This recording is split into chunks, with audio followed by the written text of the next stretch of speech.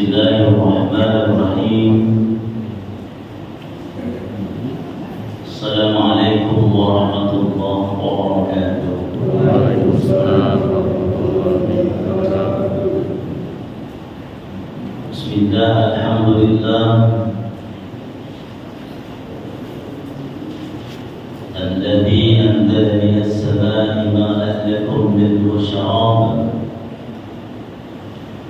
wa minhu syajarun fihi tusimun.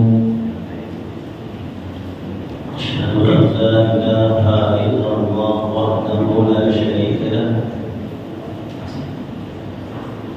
wa asyhadu anna sayyidana wa nabiyyana Muhammadan abduhu wa rasuluh. Allahumma salli ala sayyidina Muhammad wa ala ali sayyidina Muhammad. Assalamu alayka ya Rasulullah. Assalamu alayka ya hujjatullah. Assalamu alayka ya safwatullah.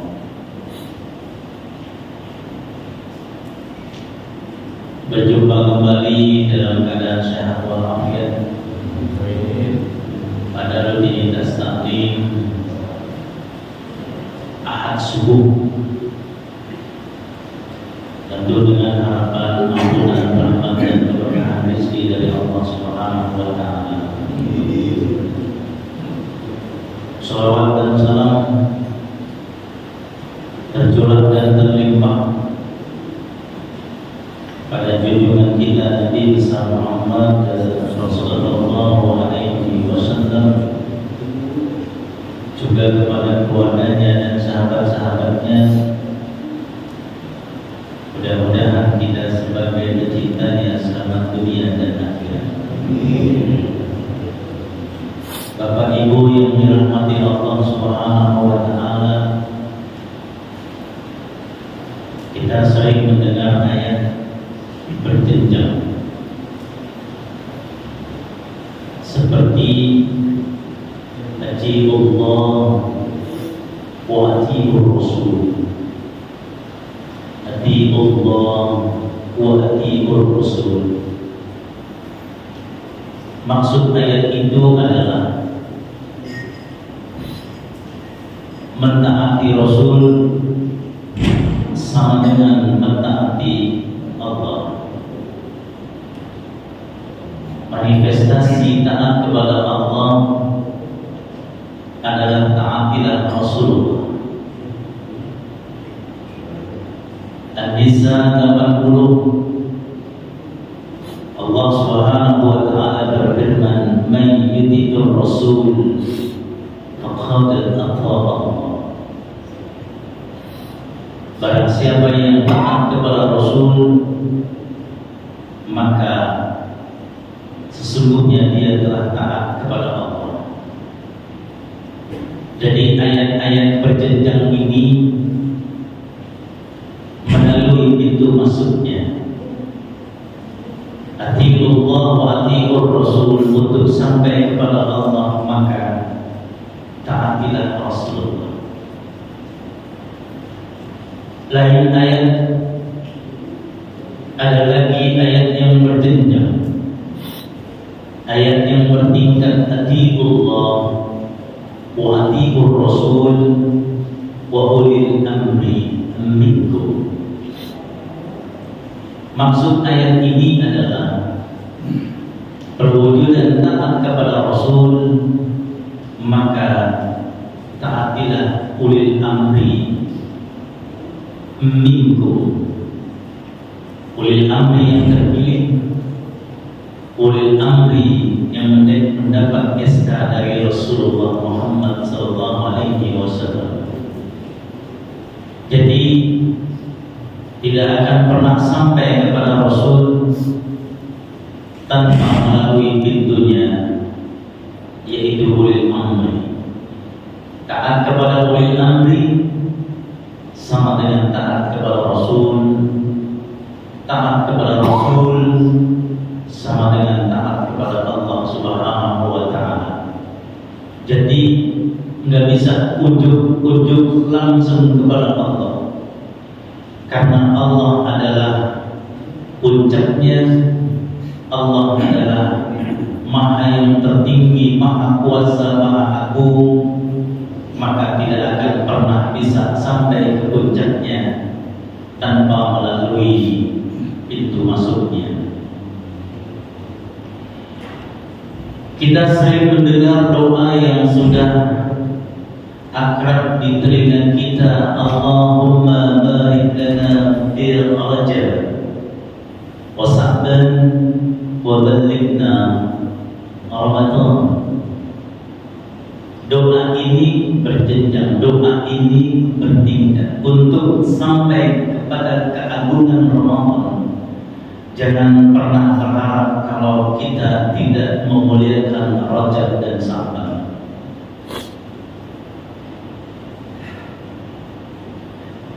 Jadi pintu masuk untuk sampai kepada Ramadan maka melalui Rajab dan Sa'ban.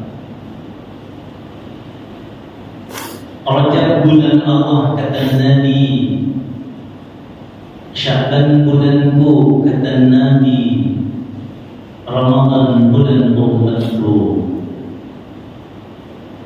Syahrul Rajab syahrullah, syahrul Sa'ban syahri, syahrul Ramadan syahrul ummati. Bulan Rajab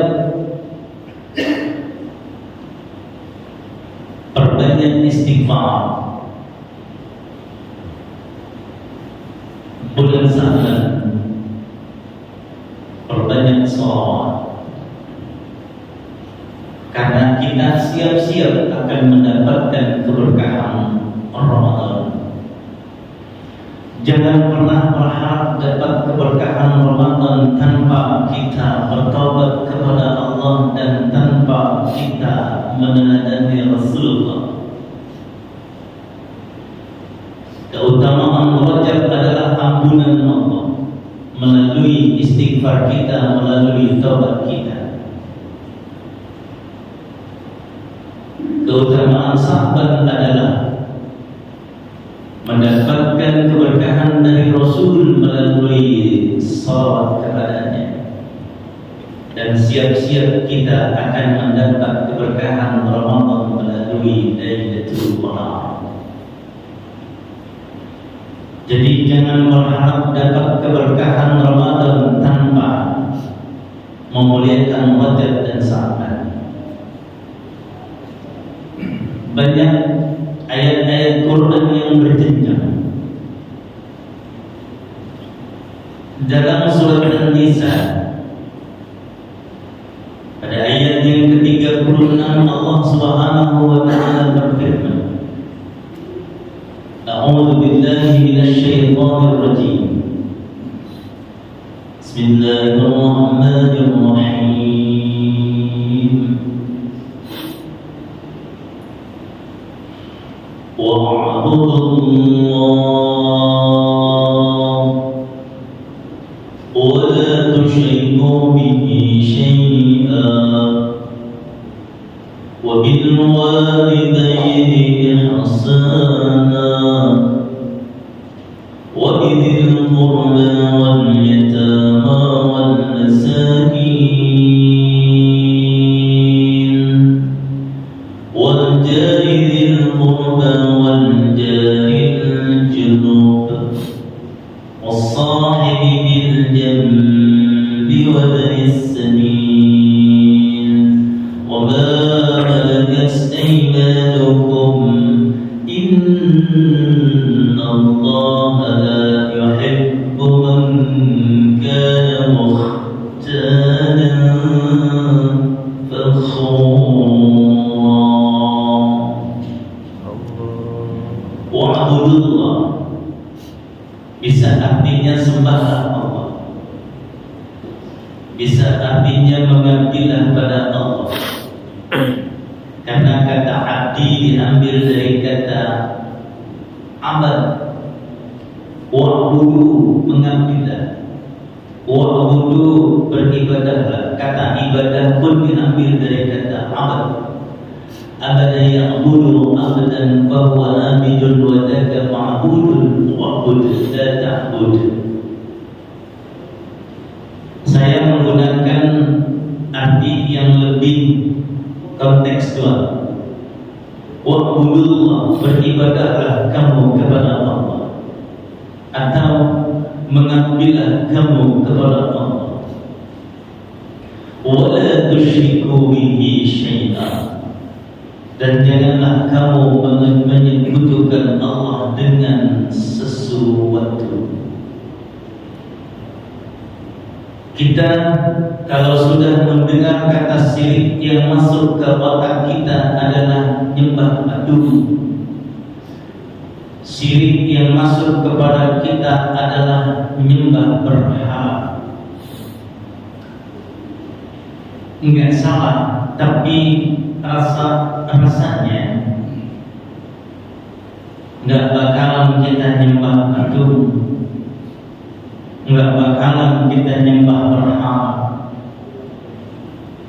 Allah mengeluarkan ayat janganlah menyekutukan Allah karena memang dalam keseharian kita tanpa kita sadari kita sering menyekutukan Allah.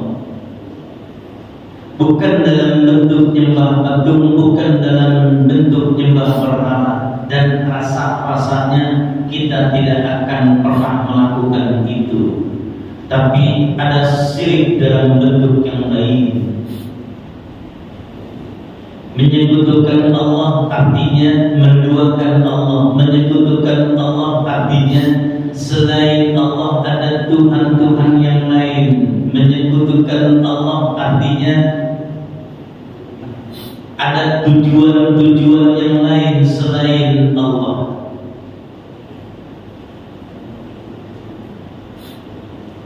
Tuhan-Tuhan itu dalam bentuk kekuasaan, Tuhan-Tuhan itu dalam bentuk kekayaan, Tuhan-Tuhan itu dalam bentuk kemewahan, Tuhan-Tuhan itu dalam bentuk materi dan keduniawian. Banyak manusia yang menuhankan keduniawian. Tujuannya materi, tujuannya kekayaan, tujuannya kemewahan, tujuannya kekuasaan, dan itu lebih melekat pada keseharian kita. Tujuan akhirnya bukan Allah, tapi tujuan akhirnya adalah duniawi. Kalau syirik dalam bentuk itu ada pada diri kita, selain Allah ada tujuan-tujuan yang lain. Segala sesuatu yang kita lakukan kalau tujuannya Allah selesai, kalau tujuannya Allah mudah, kalau tujuannya Allah tidak berat. Dulu buyut kita zaman Belanda pergi haji itu sampai 6 bulan, berangkat 3 bulan, pulang 3 bulan. Berat? Tidak. Kenapa? Karena tujuannya Allah. Karena yang ada di otak dia, yang ada pada penglihatan dia adalah panggilan Allah. Tapi kalau bukan karena Allah, kalau tujuannya bukan karena Allah, jangankan jauh, dekat pun gak sampai.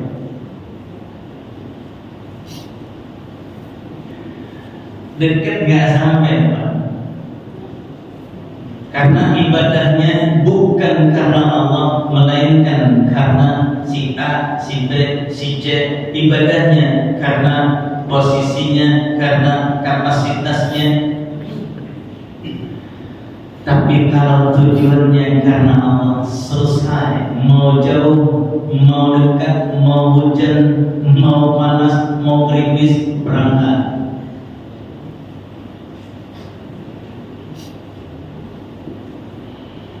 Janganlah kamu menyekutukan Allah. Itu ada pada keseharian kita.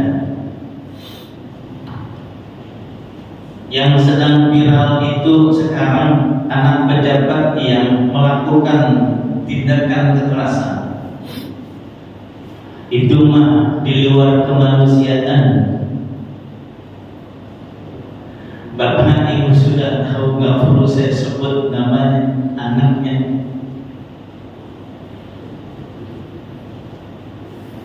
Kenapa bisa terjadi seperti itu? Karena orang tuanya sibuk dengan urusan duniawi sampai anaknya lupa tersentuh dengan nilai-nilai Al-Quran.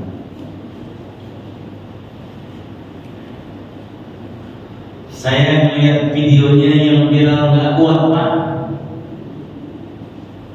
Melihat diinjek, ditendang, sampai pedang-pedang nggak kuat saya. Sampai segitunya ya. Apa yang ada di otak dia? Umur masih 20-an, masih muda.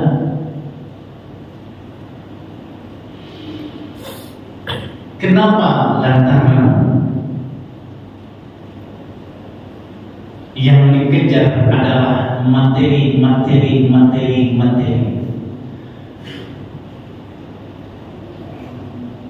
Syirik kan? Ini lebih kental pada keseharian kita. Bisa jadi itu terjadi pada diri kita.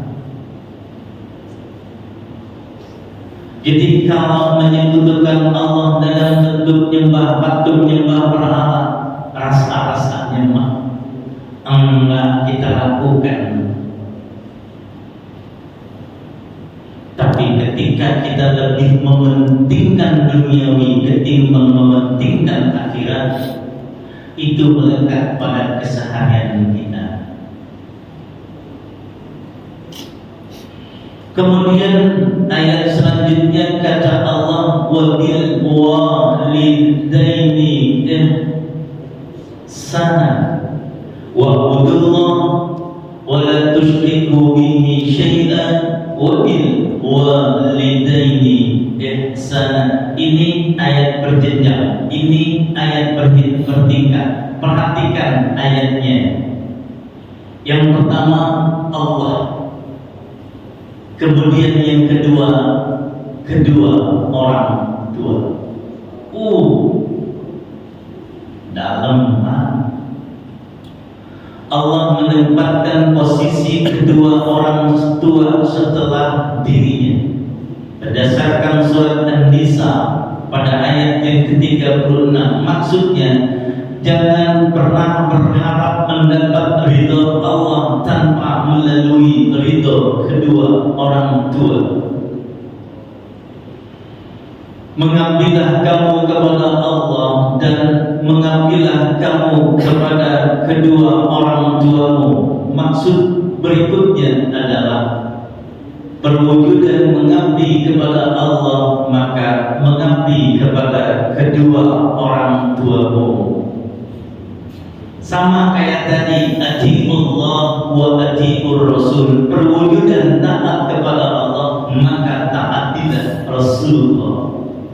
Perwujudan mengabdi kepada Allah, maka mengabdilah kamu kepada kedua orang tua. Ziarah jauh ke orang tua enggak diziarahi.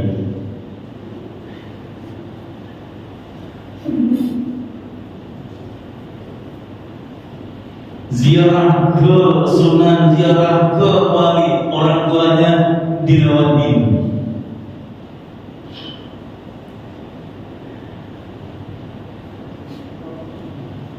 Wa'budullah wa la tusyriku bihi syai'a wa bil walidaini ihsana.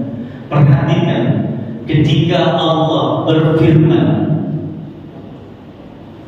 menyeru, memerintahkan kepada seluruh umat manusia untuk berbakti kepada kedua orang tuamu menggunakan ayat ihsana wa bil walidaini ihsana. Kenapa tidak menggunakan wa bil walidaini ma'rufa? Artinya juga berbuat baik, ma'ruf. Ihsan artinya juga berbuat baik. Kenapa ayatnya tidak menggunakan wabil walidaini thayyibah? Thayyibah artinya juga berbuat baik. Kenapa ayatnya tidak menggunakan wabil walidaini khaira? Terhadap orang tua berbuat baiklah kamu, berkhairlah kamu. Tapi ayatnya tidak ada wabil walidaini ma'rufa, wabil walidaini khaira, wabil walidaini tayyiba. Tapi yang ada wabil walidaini ihsan. Sayyidina Abu Bakar, Sayyidina Umar bertanya kepada Rasulullah sallallahu alaihi wasallam melalui riwayat hadis Tirmidzi, "Ya Rasulullah, apa maksud ihsan bergandengan dengan al-walidain?"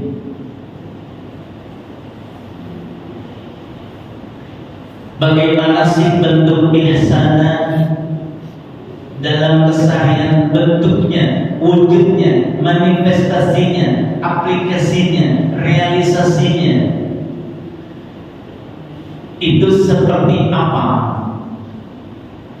Nah, ini Al-Quran yang teks, sedangkan Nabi Al-Quran yang konteks.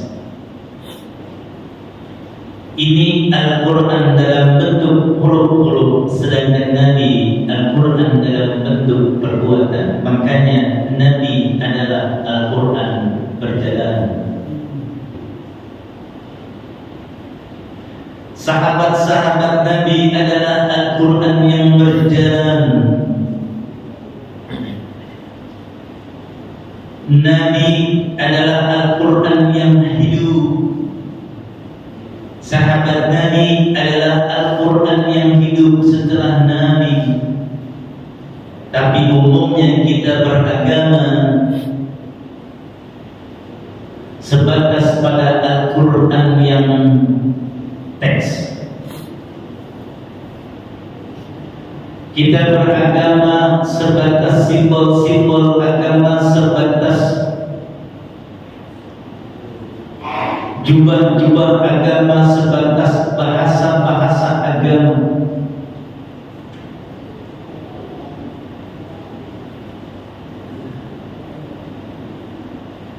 Sayyidina Umar radhiyallahu anhu wa radhu'an mendapat gelar dari sisi Allah Irham.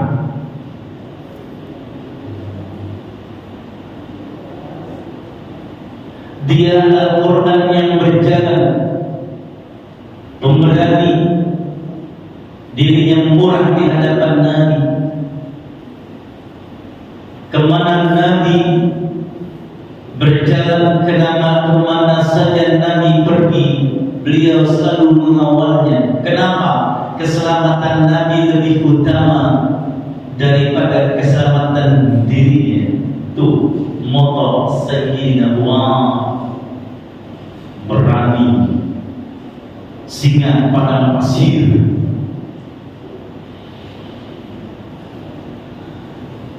Tapi apa yang terjadi pada dirinya?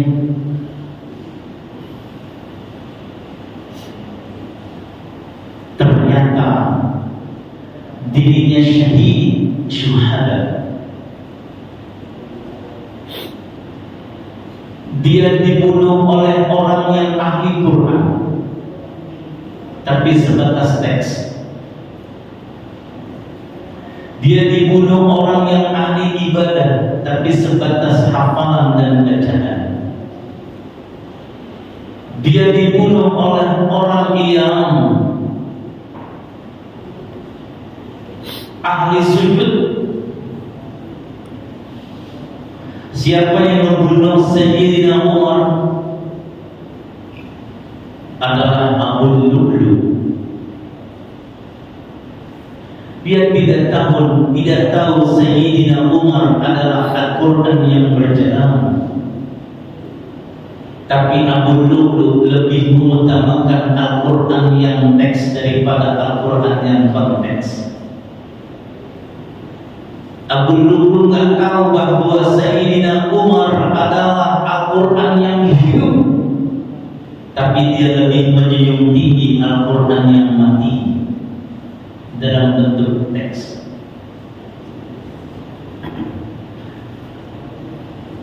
Coba Pak bayangkan Sayyidina Umar yang sudah dapat garansi surga dari Allah melalui nabinya dibunuh oleh orang yang ahli Quran hanya sebatas tenggorokan. Dan umumnya beragama kita seperti itu. Begitu seterusnya.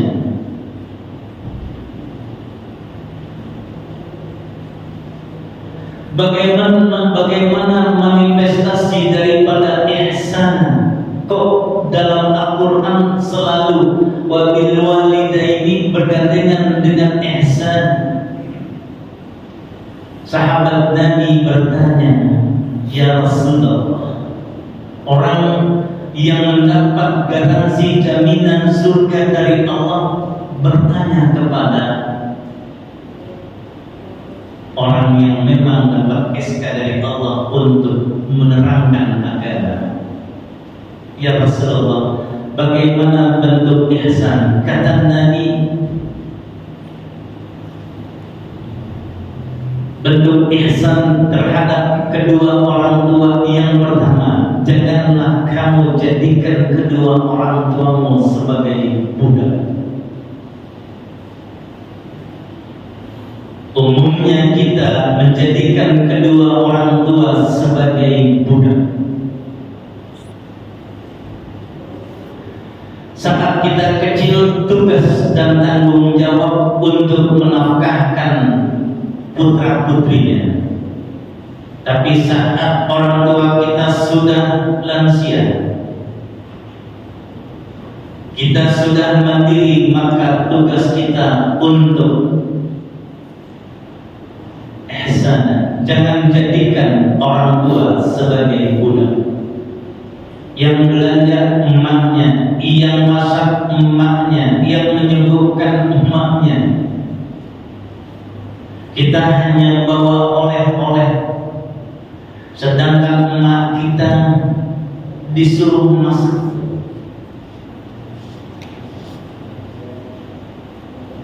Hati-hati, ridha Allah ada pada ridhonya.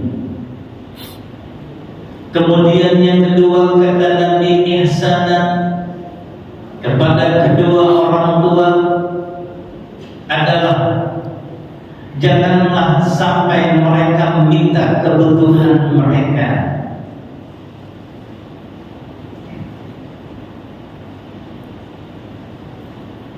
Kita sebagai putra putrinya, kita sebagai anaknya seharusnya tahu kebutuhan emak kita, ibu kita. Jangan sampai dia minta, nah kaki emak udah payah beliin kursi roda. Nah, jangan sampai begitu dia minta, tapi kita yang tahu kebutuhan dia. Mak, ini kursi roda. Jangan sampai dia minta nak beliin obat, mak batuk-batuk aja. Jangan sampai. Kita yang tahu kebutuhan itu, kata Nabi. Manifestasi ihsan terhadap kedua orang tua kita, jangan sampai dia minta kepada anaknya. Kalau hidup kita ingin barokah, kalau tujuan kita Allah, muliakan kedua orang tuamu. Sekalipun orang tuamu dulu tidak menafkahkanmu. Dan Quran mencontohkan itu melalui kisah Nabi Ibrahim dan ayahnya yang tidak pernah menafkahkan tapi tetap Nabi Ibrahim berbakti kepadanya. Beda akidah. Inilah ajaran yang suci. Artinya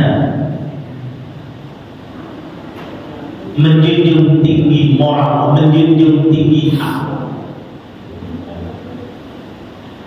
Kemudian kata Nabi, bentuk ihsan itu adalah jangan perhitungan kepada kedua orang tuamu. Kadang kita suka hitung-hitungan. Saya dulu sampai SMP cukup Pak Bu saya belikan motor aja ya, karena dulu Bapak Ibu menafkahkan saya sampai SMP saja.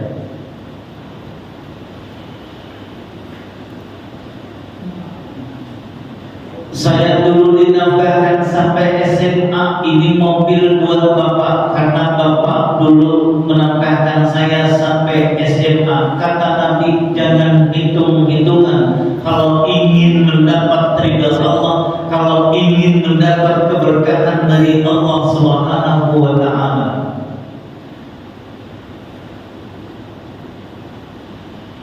Pak Bu, dulu waktu Bapak Ibu masih kecil, orang tua gagah. Tapi sekarang lihatlah, kedua matanya sudah semakin rapuh. Lihatlah gerak-geriknya sudah semakin melambat. Lihatlah daya ingatnya. Dengarkan pembicaraannya, kadang lupa berikutnya, semakin lupa. Lihatlah tegak berdirinya, dahulu tegak, sekarang semakin lama semakin membungkuk. Maaf punten, 1000 maaf, semakin tua semakin tidak masuk akal. Bapak boleh S1, S2, S3, tapi di hadapan orang tua, di hadapan ibu dan bapak, tidak ada istilah S1, S2, S3. Jangan sampai mentang-mentang kita logis, mentang-mentang kita intelek, keluar kalimat nggak bisa begitu dong, Mak. Hati-hati bicara sampai Allah mengeluarkan ayatnya, wala takul lahuma janganlah kamu berkata kepada keduanya perkataan Kenapa ayat ini keluar? Karena semakin tua semakin tidak masuk akal.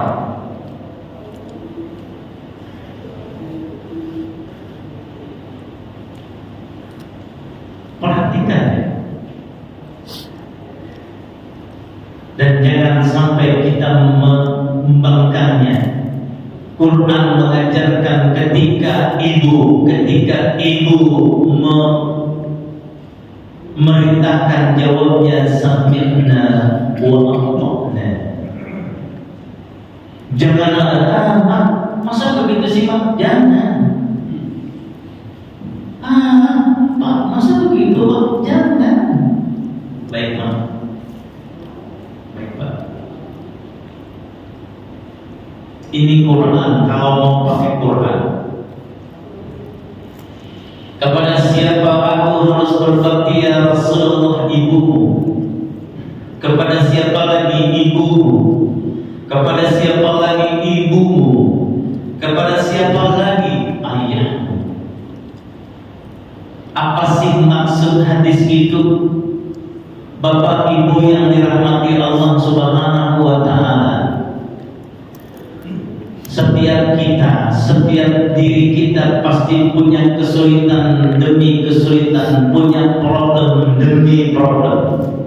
Entah itu rumah tangga, entah itu urusan pekerjaan, entah itu urusan masyarakat, entah itu perekonomian dan lain sebagainya. Setiap diri pasti punya problem demi problem, pasti punya masalah demi masalah, tapi itu akan Allah selesaikan kesulitannya bila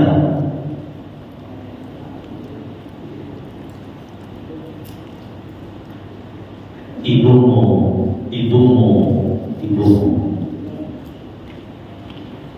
Tiga masalah besar akan selesai, akan Allah permudah bila ibumu. Cukup datang, nggak perlu curhat problem kita, cukup membuat hatinya bahagia, cukup membuat hatinya bergembira. Rasakan kesulitan Bapak semakin lama akan semakin berkurang.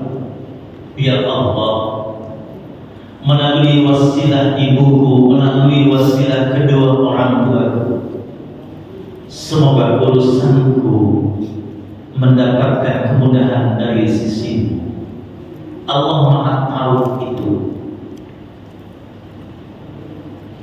Cukup hadir gembirakan kedua orang tua kita, perhatikan dan rasakan kesulitan Bapak akan Allah mudahkan. Nanti ujung-ujungnya Bapak bingung ini, selesai juga ya masalah saya. Dalam surat An-Nisa, perhatikan ayat ini. Sangat indah dan dalam maknanya. Surat Ali Imran Surat Al-Baqarah ayat 112. A'udzu billahi minasyaitonir rajim. Bismillahirrahmanirrahim.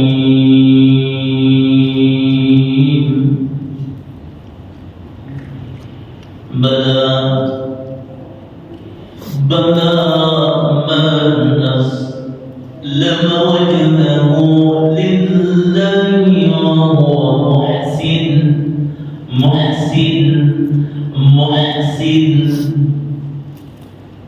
falahu ajruhu inda rabbih wa la khawfun alaihim wa la hum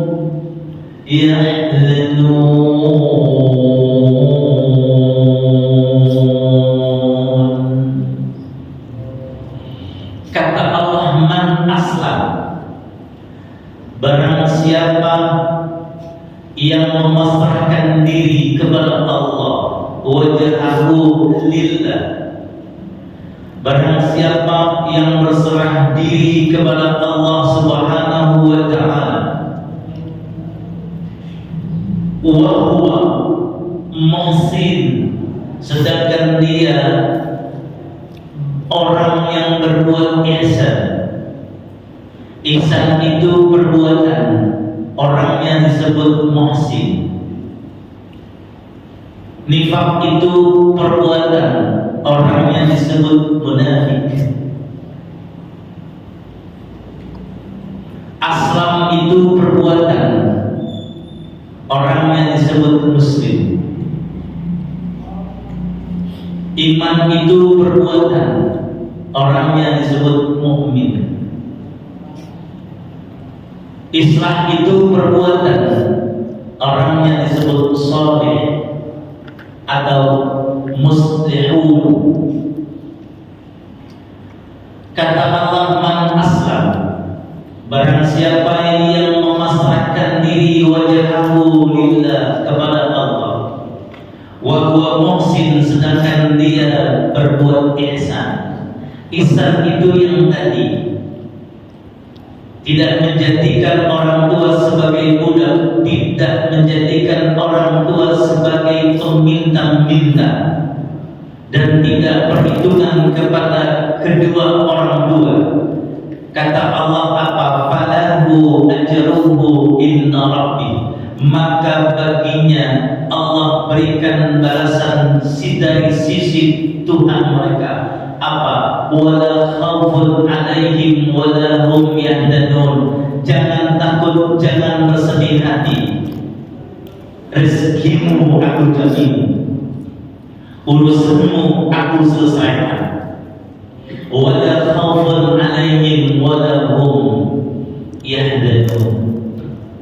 Ini enggak kadang ketika orang tua semakin payah, semakin sakit-sakitan, lempar sana, lempar sini dengan alasan ekonomi. Kalau sudah tuntas Qur'annya, enggak bakalan dilempar-lempar, bahkan berebut, karena ladang rezeki ada pada bakti abdi kita kepada kedua orang tua kita. Kalau sudah tuntas Qur'annya, tapi kalau belum tuntas Qur'annya akan berkata, Kak, bulan pertama engkau dapat jatah untuk ngurus emak. Nanti bulan kedua saya, bulan ketiga dia. Lempar sana, lempar sini, pindah sana, pindah sini, alasan ekonomi. Pantesan aja rezekinya susah.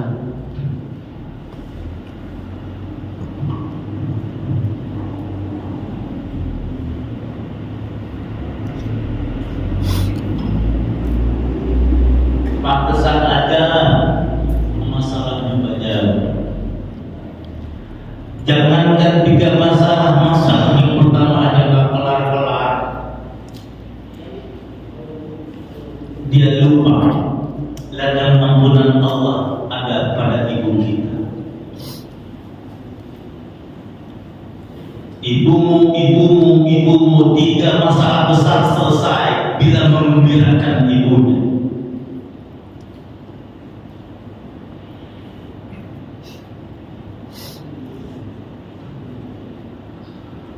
Kalau orang yang sudah tuntas Qur'annya akan berkata, mak saya ngurus,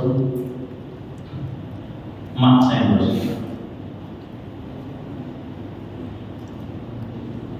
Padahal bapak dalam kesibukan, solusinya dengan memanggil, membayar untuk membantu. Jangan salah, Pak.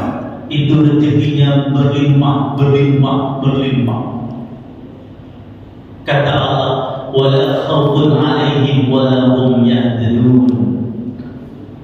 Jangan khawatir, rezekimu aku yang tanggung, dan jangan khawatir, masalahmu aku yang selesaikan. Al-Baqarah 112. Berbahagialah masih ada ibu dan bapaknya, karena masih bisa mengambil keberkahan dari Allah lewat mereka. Tapi kalau orang tua sudah tidak ada, keberkahan dari Allah semakin berkurang.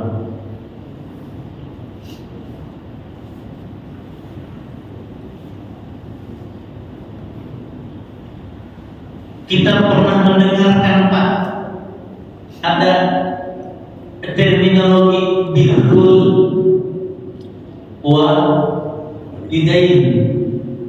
Artinya sama, berbakti kepada kedua orang tua. Birrul walidain, dalam surat Maryam ada ayat barram biwalidain. Al-bir itu artinya ya kebaikan, artinya berbakti, tetapi manifestasi wujud bentuk albir dalam keseharian itu seperti apa? Quran menjawab, A'udzu billahi minasyaitonir rajim, surat Ali Imran pada ayat yang ke-92. Ayat ini sudah akrab di telinga kita. A'udzu billahi minasyaitonir rajim. Bismillahirrahmanirrahim. Lan tanalul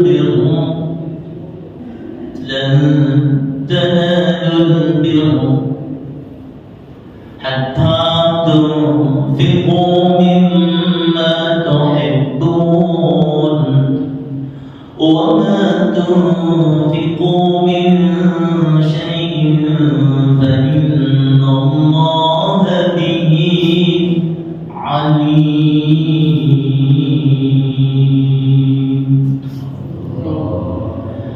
Allah berfirman, lan tanalul bir,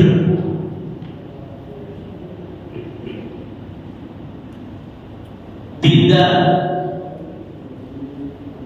bukan termasuk albir, kebaikan, hatta sehingga tunfiqu mimma tuhibbun, kamu menginfakkan apa yang paling kamu cintai. Jadi belum dikatakan birrul walidain, berbakti kepada kedua orang tua, sebelum kita memberikan apa yang paling kita cintai. Ini berat, berat. Bapak sudah punya konsep Quran, paradigmanya paradigma Quran, tapi sebelah bapak, istri bapak belum berparadigma Quran, berat, Pak. Emak sakit, mau ke emak dulu. Kan ada kakak pertama, itu kakak gimana sih? Berat, Pak. Bapak berparadigma Quran, istri enggak, ataupun sebaliknya. Makanya kata Allah, istrimu bisa jadi fitnah bagimu, istrimu cobaan bagimu. Kalau istri yang berparadigma Quran, iya Pak, aku ikutnya, aku ada tabungan nih Pak, buat emaknya. Subhanallah, masya Allah, pakai nih Pak, aku ada tabungan, aku ambil dulu ya, ini buat berobat emak. Kenapa? Karena dalam Al-Quran nggak ada mertua dalam bakti. Mertuanya orang tua. Makanya Nabi kalau manggil cucu nggak pernah wahai cucuku, selalu manggil wahai anakku. Nabi kepada mertua sama baktinya kepada orang tua. Mertua, iya orang tua, baktinya sama tanpa ada diskriminasi. Kalau kita masih membedakan, masih ada di otak kita, oh mertua inilah, bukan orang tua. Kenapa? Karena paradigmanya belum paradigma Al-Quran. Padahal mertua yang orang tua.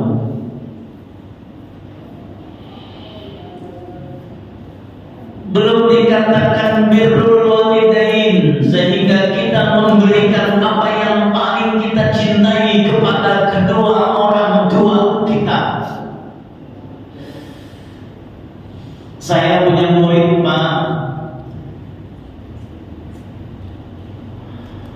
murid pengajian dulu remaja. Saya kan dulu ngajar remaja masjid sekitar tahun 86-87, ngajarin remaja masjid. Kalau dulu remaja masjid itu aktif, nggak tahu kalau sekarang. Zaman sekarang remajanya udah begini. Sama tetangga sekolah juga nggak kenal. Ini dampak teknologi, nggak kenal. Kita mah dulu masih kecil Pak, satu kelurahan kenal. Tahu.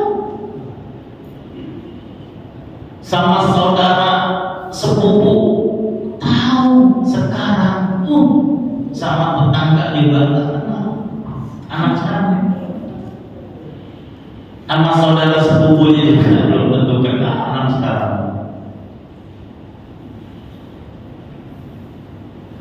Punya murid ngajar, saya ngajar ngaji biasa remaja. Itu ada, saya sampaikan ini gitu kepada remaja ini. Dia pakai tuh, yang memang nggak pakai dia pakai. Dia sudah selesai S1 sarjana elektro, tapi kepada masjid dia begitu cinta, tidur di masjid, ada ya koma, belum kerja udah S1. Saya ngajarlah di PLN sana di Tanabang, di Petamburan, ada Indonesia Power. Saya ngajar di sana. Lalu dapat informasi ada lowongan pegawai S1 elektro, saya kasih ke dia. Ikut tes. Datang dulu ke rumahnya, dia cium kaki emaknya, ikut tes, lulus. Gaji pertama kasih ke emaknya, bapaknya udah gak ada, bapaknya sudah meninggal sejak dia kecil. Gaji pertama ke emaknya, yang ada di otak dia tuh itu, karena untuk sampai kepada Allah terlalu jauh. Ridha Allah ada pada ridha emaknya. Akhirnya saya salut. Kenapa? Mindsetnya terbentuk. Dan dia hajikan emaknya. Setelah itu dia belikan rumah untuk emaknya. Jadi nggak ngumpul lagi sama kakaknya. Ini yang disebutkan tanalul bir hatta tunfiqun mimma tuhibbun. Belum dikatakan takbir sehingga kamu menafkahkan apa yang paling kamu cintai. Dan kata bir bergandengan dengan orang tua, birrul walidain. Dia berikan rumah untuk emaknya sehingga sudah tidak tinggal lagi sama kakak-kakaknya. Rezekinya semakin naik, posisinya semakin cepat. Sekarang sudah keluar negeri. Allahu Akbar. Sudah berumah tangga, sampai mertuanya diberikan rumah. Rezekinya gampang. Itu kata Allah, bala man aslama wajhahu lillah wa huwa muhsin falahu ajruhu inda rabbih wa la khaufun 'alaihim wa la hum yahzanun. Siapa yang berbuat ihsan, dan ihsan bergandengan dengan lafaz orang tua, maka kata Allah, aku yang akan menyelesaikan urusan.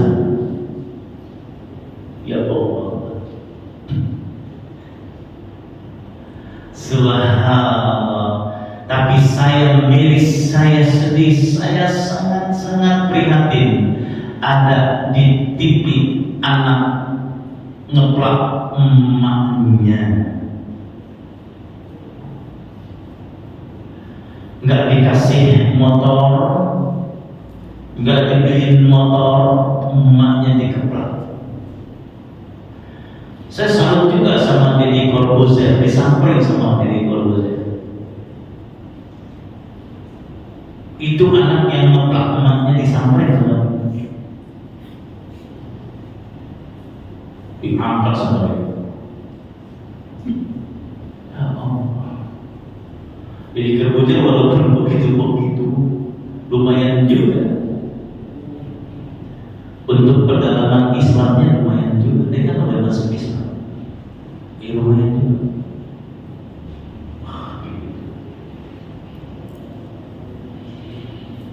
Jangan berharap persoalan kita akan selesai kalau kedua kedua ibu bapak kita masih kita tidak pedulikan. Demikian yang saya sampaikan. Dalam Al-Quran ada ayat bertingkat, ada ayat yang berjenjang, seperti wa'budullah wa la tusyriku bihi syai'a wa bil walidaini ihsana. Maksudnya adalah mengabdi kepada Allah lewat mengabdi kepada kedua orang tua. Atiqullah wa atiqur rasul, maksudnya adalah taat kepada Allah dengan mentaati Rasulullah Muhammad SAW. Begitu seterusnya. Ada yang ingin ditanyakan?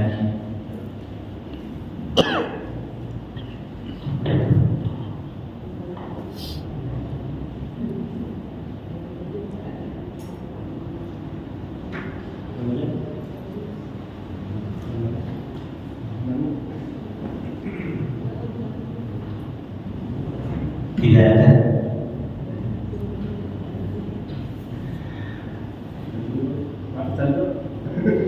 Ya, cukup ya? Nah, baiklah kalau begitu pesan saya Pak,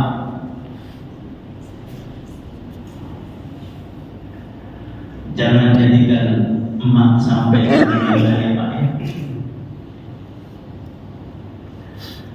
Jangan sampai dia minta, karena kesuksesan kita ada pada dia.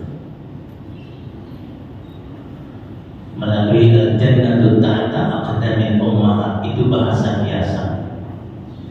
Surgamu, kesuksesanmu, keberhasilanmu ada pada telapak kaki ibumu. Jangan sampai dia teriris hatinya.